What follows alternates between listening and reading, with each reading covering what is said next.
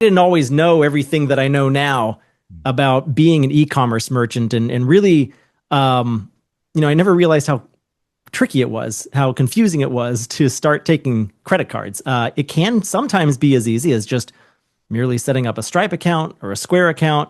But the devil's in the details, especially if you're dealing with an e-commerce shop or some business that isn't a traditional business. Maybe it's highly regulated, or for some other reason, it might be deemed high risk by credit cards and by banks and the like.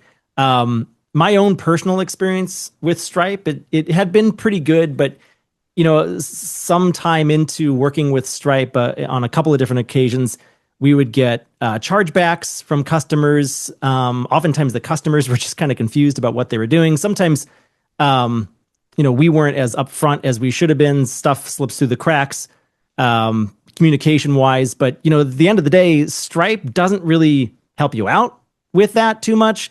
I also can't export any of my customer data from Stripe. So Andy, what's wrong with just using Stripe or Square a lot of the time?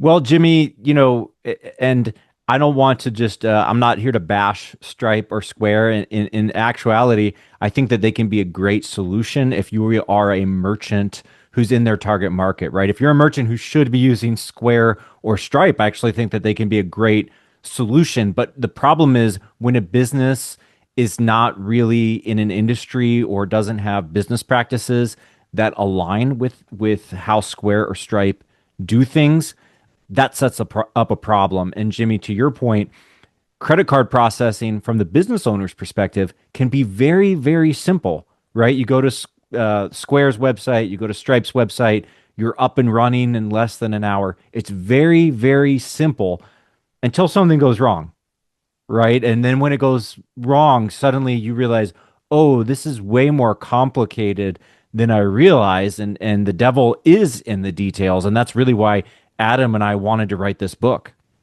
Yeah, and that's why I was really glad when you told me that you were finally sitting down to write this book, High Risk Merchant Accounts 101, with your colleague, Adam Carlson.